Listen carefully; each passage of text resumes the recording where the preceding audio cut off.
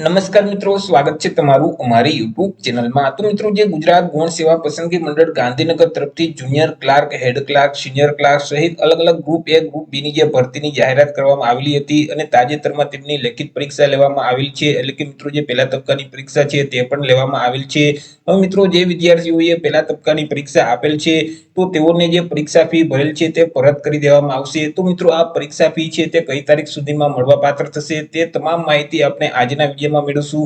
પરંતુ તે પહેલા વિડીયો ગમે તો લાઈક અને શેર કરી દેજો, ચેનલમાં નવા હોય તો ચેનલને સબસ્ક્રાઇબ કરી દેજો।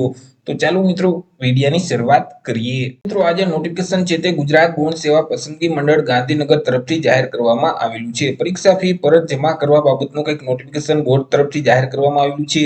ગુજરાત ગૌણ સેવા પસંદગી મંડળ ગાંધીનગરની જાહેરાત ક્રમાંક નંબર 212/2023-24 એટલે કે ગુજરાત ગૌણ સેવા વર્ગ 3 ગ્રુપ એ અને ગ્રુપ બી ની જે સંયુક્ત સ્પર્ધાત્મક પરીક્ષાનું આયોજન કરવામાં આવેલ હતું।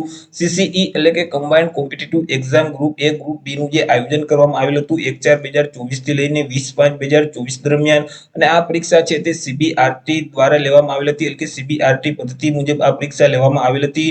હવે જે વિદ્યાર્થીઓ આ પરીક્ષામાં હાજર રહ્યા છે તો તે તમામ વિદ્યાર્થીઓને, તમામ ઉમેદવારોને પોતે જે પરીક્ષા ફી ભરેલ છે તે પરત કરી દેવામાં આવશે।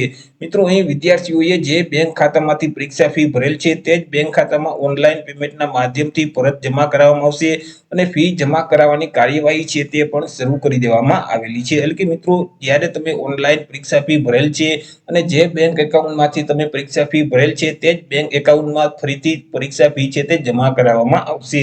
હાલ મિત્રો, પરીક્ષા ફી જમા કરાવવાની કામગીરી છે તે શરૂ કરી દેવામાં આવેલી છે અને જે ઉમેદવારો આ પરીક્ષામાં હાજર રહ્યા હતા તે તમામ ઉમેદવારોને 20/6/2024 સુધીમાં પોતાના બેંક ખાતામાં પરીક્ષા ફી છે તે પરત જમા કરી દેવામાં આવશે।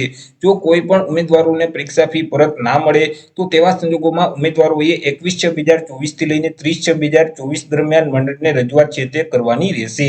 તો આવી રીતે મિત્રો, જે ગ્રુપ એ ગ્રુપ બી ની જ્યારે મિત્રો ઓનલાઈન અરજીઓ મંગાવવામાં આવેલ હતી ત્યારે જે પરીક્ષા ફી ભરેલ છે અને જે વિદ્યાર્થીઓએ આ પરીક્ષા આપેલ છે તો તે તમામ ઉમેદવારોને પરીક્ષા ફી છે તે પરત કરી દેવામાં આવશે। જે બેંક ખાતામાંથી પરીક્ષા ફી ભરેલ છે તે જ બેંક એકાઉન્ટમાં ફરીથી પરીક્ષા ફી જમા કરાવવામાં આવશે।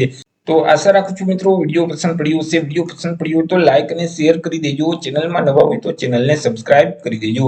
ફરી મળીશું એક નવા ટોપિક સાથે એક નવા વિડીયોમાં। ત્યાં સુધી જય હિન્દ, વંદે માતરમ।